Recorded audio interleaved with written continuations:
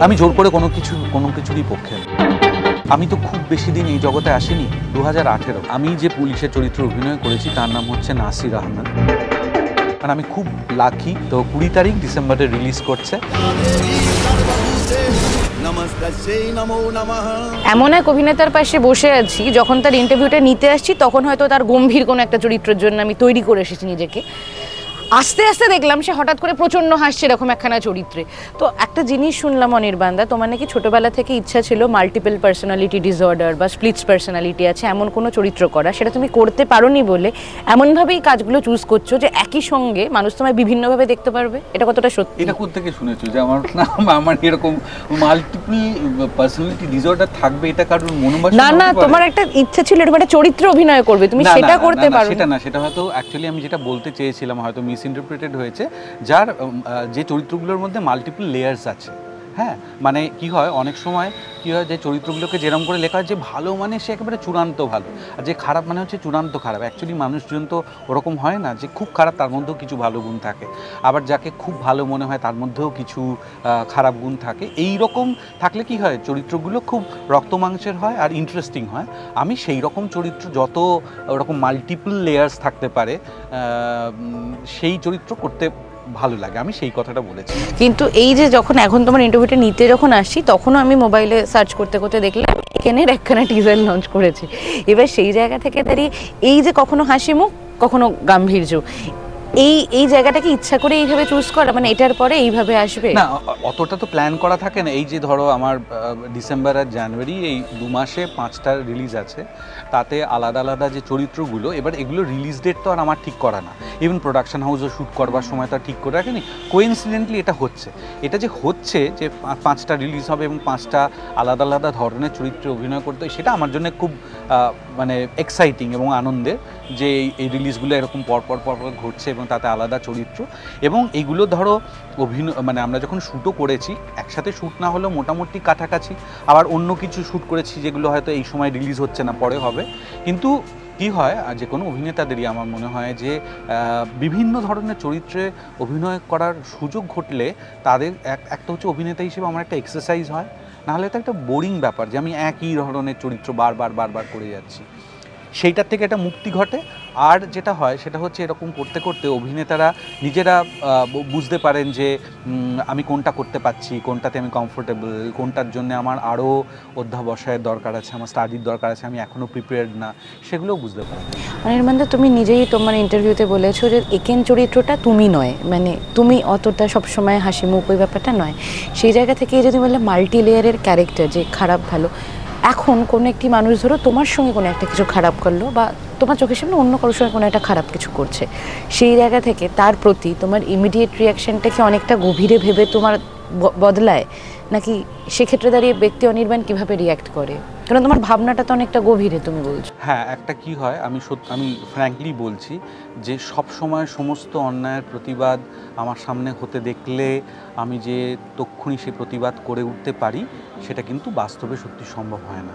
আমার পরে অনেক সময় এরকম মনে হয় যে আমার ওই সময় ইন্টারফেয়ার করার দরকার ছিল, বা আমার একটা কিছু বলার দরকার ছিল, বা কারুর একটা পক্ষ নেওয়ার দরকার ছিল, সেইটা আমার অনেক সময় পরে মনে হয়। আবার কখনো যে বলি না তা না, অ্যাকচুয়ালি সেটা না আমি ব্যক্তি হিসেবে কীরকম, আমি যেমন আমার ডিসিশন একেবারেই আমি নিই। মানে ধরো আমার সাথে কিছু একটা ঘটলো, যদি আমার সাথে ঘটে তাহলে আমি কিভাবে রিয়্যাক্ট করবো সেটা আমি খুব ভালো করে জানি। হ্যাঁ, মানে সেটা ধরো আমি রিয়্যাক্ট করলাম, তুমি আমাকে বললে যে না এটা অনির্বাণদা তোমার করা ঠিক হলো না, আমি যে সক্ষুনি তোমার কথা মেনে নেব তাও কিন্তু না। আমি usually I am guided by my own principles and ethics. তো আমার এটাও মনে হয় যে যার সাথে ঘটলো সে যদি কিছু না বলে তাহলে অ্যাকচুয়ালি আমার বলতে যাওয়াটা মানে আমার হেল্পও চাইছে না, আমি শুধু দেখছি বলে আমি সেটার মধ্যে ইন্টারফেয়ার করব, সে পার্সোনালি এটা পছন্দ করবে কিনা সেটাও আমার মনে হয়। কিন্তু অনেক সময় আমার মনে হয় যে না আমার বোধহয় একটু বলা উচিত ছিল বা একটা সাপোর্ট করা উচিত ছিল, সেটা পরে অনেক সময় হয়, রিয়াকশানটাও পরে হয়, সেটা আমার খারাপ লাগে। অনির্বাণদা, আমাদের জীবনের অনেক সিদ্ধান্ত, অনেক রিয়াকশান থাকে যেগুলো আমাদের নিজস্ব মন একটা জিনিস বলে, এবং হয়তো সেটা আমরা সমস্ত কাটায় মিলিয়ে দেখছি যে আমি যেটা ভাবছি সেটা ঠিক, সেটা by principle, by logic, by honesty এটা ঠিক, কিন্তু অনেক সময় সেখানে দাঁড়িয়ে দলগত একখানা প্রেশার পড়ে যায়, সেই মেন্টাল প্রেশারটা তুমি হ্যান্ডেল করো কি করে? সেই জায়গায় দাঁড়িয়ে আমরা রিয়াক্ট করতে পারি না, আবার করতে গিয়ে হয়তো পেছনে বলি দেখ ওরা সবাই বলছে তুই এটা করিস না, মানে অনেকগুলো ডিলেমার মধ্যে থাকে তো মেন্টাল সাইকোলজি। দেখো আমি, তুমি যদি একদম পার্সোনালি আমার কথা জিজ্ঞেস করো, আমি কিন্তু সবসময় আমার যেটা উচিত মনে হচ্ছে আমি সেটাই করি। মানে সেটা তোমার ভালো লাগবে কি না, বা আমার খুব প্রিয় একজন সে সেটাকে সাপোর্ট করছে, আমি তো তার সাথে আলোচনা করতে পারি, কিন্তু ঘটনা হচ্ছে যে আলটিমেটলি করব সেটাই যেটা আমার মনে হবে। হ্যাঁ, সেটা তাৎক্ষণিক হতে পারে, সেটা পরে ভেবে নেওয়া ডিসিশন হতে পারে, কিন্তু ইউজুয়ালি সেটা আমি যেটা ভাবছি আমি সেটাই করি। অনির্বাণ, এটা যখন তুমি বললে প্রেসারে এসে কিছু করা, এটা ইউজুয়ালি আমি করি না। বেশ, তাহলে ধরো এটার থেকেই দলছুট শব্দটা আমরা খুব ভালো অর্থে ইউজ করি, কিন্তু এই ছোট ছোট জিনিস যেগুলো যদি কেউ নিজের স্ট্যান্ড পয়েন্টটা খুব ক্লিয়ার থাকে, সেটা ভুল ঠিক যাই হোক না কেন, তাকে দল থেকে সরে যেতে হয় বা ওই গ্রুপটা থেকে তারা এই দলছুট, এক্ষেত্রে নেগেটিভ যদি বলা হয় তারা দলছুট হয়ে পড়ে। অনির্বাণ চক্রবর্তী কখনো এটার ভয় পেয়েছে যে আমি এদের মধ্যে? না, আমি ভয় পাই। আমি অনেক সময় অনেক ব্যাপারে কথা বলি নি বলে হয়তো সামনে বা আড়ালে কেউ কখনো হয়তো বলেছেন যে আমি সেফ সাইডে থাকি। হ্যাঁ, কিন্তু আমার অ্যাকচুয়ালি একটা হয় না যে প্রিচ করা, মানে সবাইকে বলে দেওয়া যে দেখো এইটা ঠিক এইটা ভুল, এটা আমার আসে না প্রথম কথা ব্যক্তি হিসেবে। আর এটা এই জন্যই আসে না কারণ তুমি যদি আমাকে ওইটা করে দাও, তুমি আমায় শিখিয়ে দাও যে এটা কিন্তু ভুল এটা কিন্তু ঠিক, আমি সেটা শিখবো না। আমি আমার যুক্তি দিয়ে বোঝবার চেষ্টা করব, এবং সেটা তোমার সাথে আমার ক্ল্যাশ হতে পারে, কিন্তু আমি ওটাই করব যেটা আমার ঠিক মনে হবে। এবার সেক্ষেত্রে লোকে যদি দলছুট মনে করেন তাহলে করতে পারেন। আমি জীবন আমি যেভাবে আমি কাটাই তাতে অনেক কিছুই খুব কমন আইডিয়ার বাইরে। হ্যাঁ, খুবই সাধারণ জীবন, কিন্তু চিন্তাভাবনার দিক থেকে বা আমি যেভাবে জীবন কাটাই সেটা অনেকের থেকেই আলাদা হতে পারে। আমি কিন্তু তা নিয়ে একদমই বদার্ড না যে কে কি বলছে বা কে কি ভাবছে, এবং তার থেকেও বড় কথা সেটা ভেবে আমায় যদি কেউ ঠিক করে দেওয়ার চেষ্টা করে যে না তোমার এইটা ঠিক হচ্ছে, আমি তো বুঝবার চেষ্টা করব তার বক্তব্য কী। আমি হয়তো ভেবে দেখব, আমার ঠিক মনে হলে করবো, আমি যে সেটাই করব এমন কোনো কথা নেই। তুমি নয় খুব একটা প্রিচি নয় যে তুমি গিয়ে বলছো, কিন্তু এমন চরিত্রও তো আছে, মানে সেগুলো কিভাবে এটার সঙ্গে মিলছে আমি বলছি যে এমন চরিত্রও তো আছে যারা হয়তো প্রিচ করছে না, কিন্তু খুব মানে কি বলবো সাবকনসিয়াসলি তারা ইনফ্লুয়েন্স করছে ঠিক তারা যেটা ভাবছে সেটা সবাইকে ভাবানোর। তো do you see this characters around you? হ্যাঁ, দেখতে কেন পাবো না? মানে আমি তাতে ইনফ্লুয়েন্সড হই না, মানে আমাকে ইনফ্লুয়েন্স করা খুব, ইনফ্লুয়েন্স হতে তো দেখো মানুষকে। হ্যাঁ দেখি অনেকেই আছে খুব সহজে দেয়ার ক্যারিড অ্যাওয়ে, তারা সহজে ইনফ্লুয়েন্সড হয়ে যায়। আবার আমাকে যেমন দেখতে যতটা সহজ, হ্যাঁ আমাকে মনে হয় ওকে বোঝানো বোধহয় খুব সোজা হবে, ও তো হাসি খুশি থাকে সব সময়, ওকে গিয়ে এটা বললে ওটা বোঝে। কিন্তু যারা আমার কাছাকাছি এসে এটা করার চেষ্টা করেছে তারা দেখেছে যে এটা খুব ডিফিকাল্ট। অনির্বাণ মানে অভিনেতা হিসেবে যদি বলা হয় তাহলে সে কি এই ধরনের চরিত্রগুলোকে মন দিয়ে দেখে এবং অবজার্ভ করে শেখে? হ্যাঁ নিশ্চয়ই। দেখো অভিনেতাদের তো একটা বড় টুল শেখবার, সেটা হচ্ছে চারপাশটাকে দেখা, অবজার্ভ করা, কিন্তু তার সাথে সাথে আর একটা জিনিস কিন্তু খুব জরুরি। দেখো আমি যেমন বলছি যে একদিক থেকে যেমন আমার কথা শুনে মনে হচ্ছে যে খুব রিজিড, হ্যাঁ কি করবে না করবে, সেটা হচ্ছে আমি মানুষ হিসেবে কীরকম। একই সাথে যেমন আমি যেমন রিজিড, আবার আমি কিন্তু তার সাথে মানে একই সাথে আমি কিন্তু জাজমেন্টাল নই মানুষ সম্বন্ধে। তুমি কি করছো না করছো সেই নিয়ে কিন্তু আমার কোনো মাথা ব্যথা নেই, বুঝেছো? আবার আমি কেমন ইনফ্লুয়েন্সড হই না, আমি কাউকে ইনফ্লুয়েন্স করারও চেষ্টা করি না। তুমি যেভাবে ভাবছো, এবং দেখো প্রত্যেকের বিপরীত আইডিয়া নিয়ে কিন্তু প্রচুর মানুষ রয়েছেন আমার চারপাশে, তারা সবাই ভুল আর আমি ঠিক, আমি কিন্তু সেটাও মনে করি। বৈপরীত্যটাকে অ্যাকসেপ্ট করি, এবং সেটা বৈপরীত্যকে সাকসেসফুলি অ্যাকসেপ্ট করতে পারা সেটাই কিন্তু ম্যাচুরিটি। সেটা আমার ধারণা মানুষ যত আস্তে আস্তে ম্যাচিওর হয় তত কিন্তু তার মধ্যে এটা আসা উচিত যে অনেক ধরনের আইডিয়া এক্সিস্ট করে, তার মধ্যে কোনোটা ঠিক সত্যি আর মিথ্যে বলে হয় না, ঠিক বেঠিক বলে হয় না, অনেক কিছু হয়। আমার পথ ওটা না, কিন্তু তার মানে ওটা খারাপ এমন কিন্তু কখনো না। আমার মনে হয় অভিনেতাদেরও কিন্তু এই মানে নন জাজমেন্টাল এরকম একটা মানসিকতা থাকা উচিত, কারণ আমি যদি না থাকি তাহলে কিন্তু আমি একটা চরিত্রের পক্ষে অথবা বিপক্ষে চলে যাব। তবে আমি একটা খারাপ মানুষের চরিত্র যে কোনো হতে পারে। এবার আমি তো তার মানে মানে অভিনেতারা সেই চরিত্র হয়ে ওঠে মানে আমি তো একটা খারাপ মানুষ হয়ে উঠবো না, আমি সেই থাকবো। কিন্তু আমার যখন আমি চরিত্র অভিনয় করব তখন আমার ওই ফুল কনভিকশন দিয়ে ও কেন ভাবছে।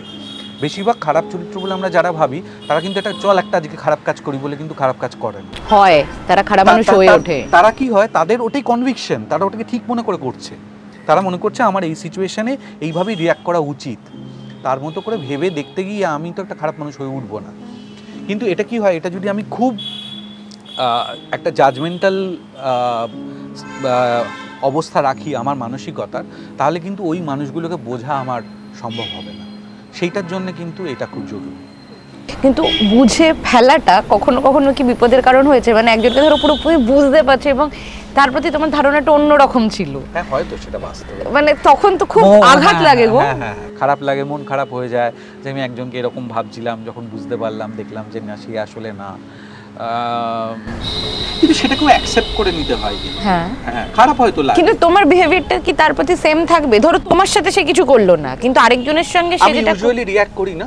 কিন্তু যদি মনে হয় যে এমন একটা পর্যায়ে আসছে যখন আমার তাকে বুঝিয়ে দেওয়া উচিত, খুব কথা না বলে, খারাপ ব্যবহার না করেও কিন্তু বোঝানো যায় যে আমি তোমাকে অ্যাভয়েড করার চেষ্টা করছি।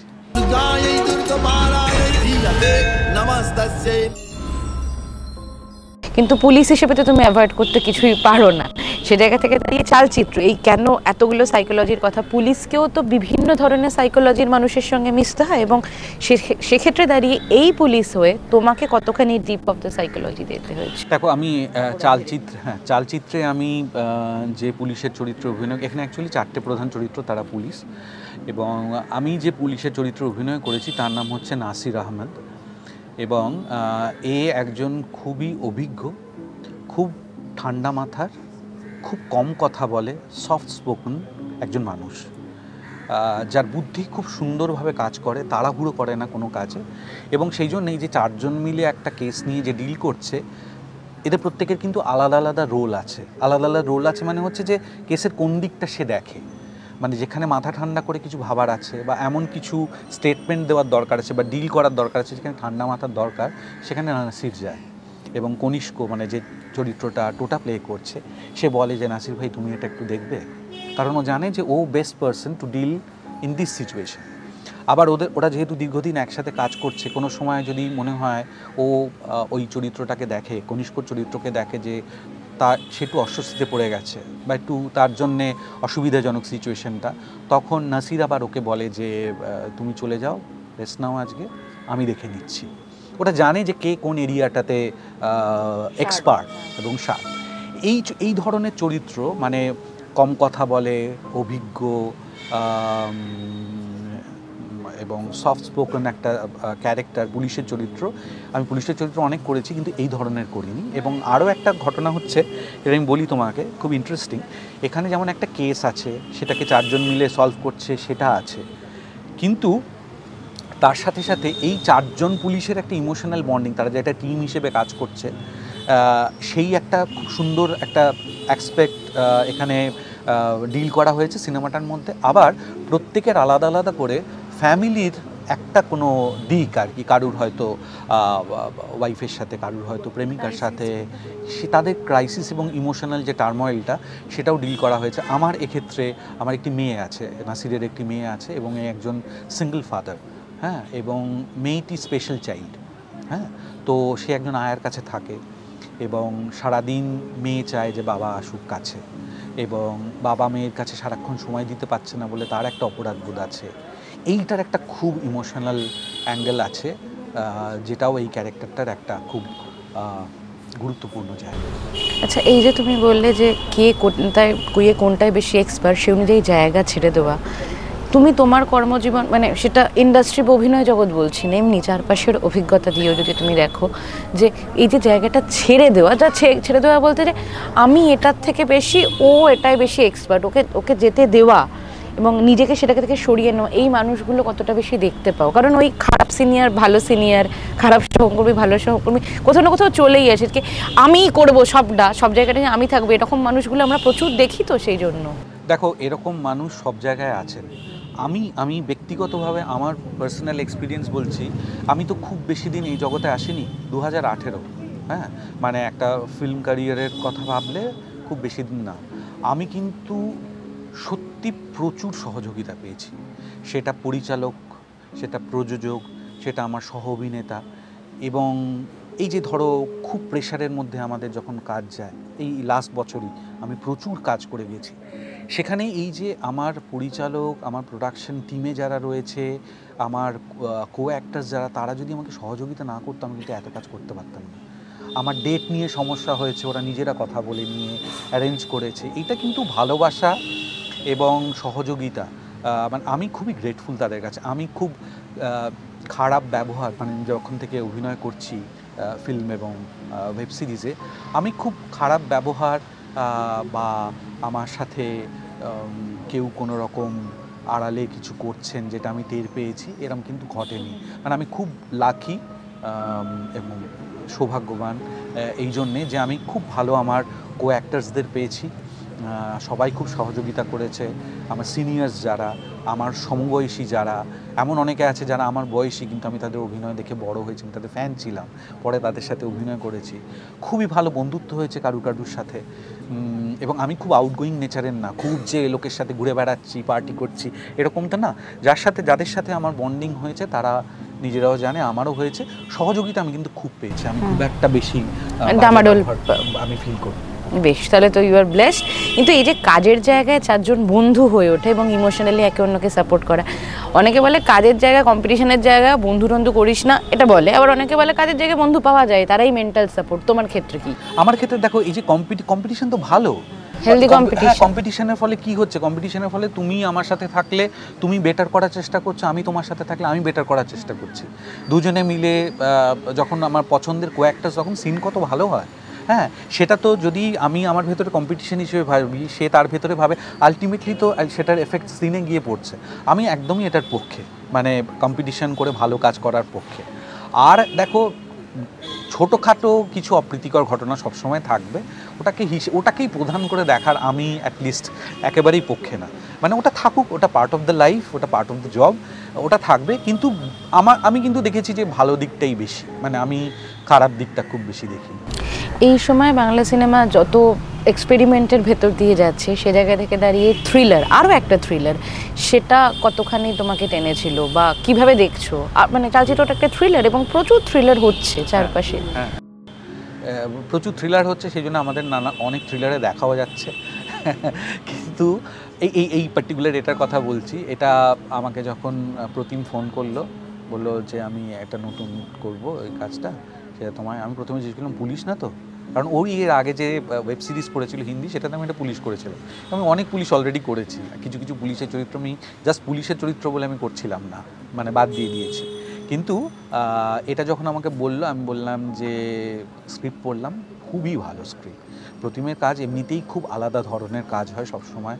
ওর সাবজেক্ট যে ও যেগুলো নির্বাচন করে, তার যেরকম ডিলিং হয়, সেটা খুবই ভালো হয়। এটা খুবই ভালো, না বলার কোনো প্রশ্নই ছিল না।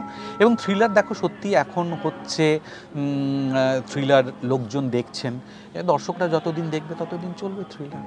প্রতিমদা বলছিল যে চালচিত্রতে কোথাও অ্যাবিউজ নেই, মানে স্ল্যাংস নেই, কোথাও জেন্ডার অ্যাবিউজ নেই, কিছুই নেই। সেক্ষেত্রে দাঁড়িয়ে অনেক সিনেমার ক্ষেত্রে এই কথাটা উঠেই আসছে বারবার যে জোর করে স্ল্যাং ঢোকানো, এটাকে আরও বেশি গ্ল্যামারাইজই বলছি, বা চটকদার করার জন্য। তুমি এটাকে নিয়ে কি বলেন? জোর করে জোর করে কোনো কিছুরই পক্ষে না। আমি জোর করে স্ল্যাং, জোর করে আপত্তিকর কিছু দৃশ্য ঢোকানো, শুধুমাত্র ওটাকে একটা সেন্সেশন ক্রিয়েট করার জন্যে, আমি এটার বিপক্ষে। আমি খুব জোর করে কোনো জিনিসকে এক্সট্রা যে বিউটিফিকেশন হয় না, হ্যাঁ, কসমেটিক বিউটিফিকেশন, অলংকরণ, আমি সেটারও বিপক্ষে। তুমি নিজে নয়, পক্ষে নয়, কিন্তু যদি এমন কোনো ছবির বা ওয়েব সিরিজের তুমি পার্ট হও যেখানে তুমি দেখতে পাচ্ছ এটা হচ্ছে, তুমি সেক্ষেত্রে কি কোনো তোমার সে থাকে? হ্যাঁ, অ্যাক্টররা সেইটা বলবার মতো জায়গায় থাকে না, সত্যি কথা। আমার নিজেরা তো অস্বস্তি হয়। পরিচালক যদি আমার খুব বন্ধুস্থানীয় হয় তাহলে হয়তো বলি। কিন্তু দেখো, অ্যাকচুয়ালি একটা জিনিসকে কিভাবে বানানো হবে সেই ভিশনটা কিন্তু অ্যাকচুয়ালি ডিরেক্টর এবং ডিরেক্টোরিয়াল টিমের আছে প্রাইমারিলি। আমি হয়তো অন্যভাবে ভেবেছি জিনিসটা, কিন্তু সেখানে খুব একটা বলবার জায়গা থাকে না, বলা উচিতও না। ওই যেটা বললাম যে খুব ফ্রেন্ডলি সম্পর্ক হলে হয়তো একবার বললাম যে আমার এটা এরকম লাগছে, এটা কি ঠিক? আমি ভুলও হতে পারি, হয়তো ওটাই দরকার। তখন আমাকে বুঝিয়ে দেয় যে না, আমি এটাকে এইভাবে ভাবছি, এটা দেখতে চাইছি এইভাবে। তো হয়তো কনভিন্সড হলাম অথবা হলাম না, কিন্তু সেটা আমার ইচ্ছা মতো তৈরি করা, আমার তো সেটা কাজ না, আমি সেটা করতে যাইনি। বেশ, তাহলে এই ভিশনকে রিভিশন দেওয়ার জন্য একটু যদি দর্শককে বলে দাও চালচিত্র দেখতে। চালচিত্র হচ্ছে বড়দিনের বড় ছবি বড় পর্দায় আসছে 20th of December। এই ফিল্মটা সম্বন্ধে অনেক কিছুই আপনারা যখন থেকে অ্যানাউন্সড হয়েছে তখন থেকেই আমরা অনেক কিছু জানিয়ে এসেছি পর্যায়ক্রমে, এখনও জানাচ্ছি। তো এখন সময় ঘনিয়ে এসেছে, তো 20 তারিখ ডিসেম্বরে রিলিজ করছে। আপনাদের সবাইকে আমি অনুরোধ করলাম যে অনেক বাকি যা ছবি রিলিজ করছে তার পাশাপাশি এটাও অবশ্যই দেখবেন। টলিউডের latest update, gossip and entertainment পেতে সাবস্ক্রাইব করুন শুধুমাত্র সিটি সিনেমা, আর ফলো করুন সিটি সিনেমার Instagram, Facebook, Twitter and ShareChat page.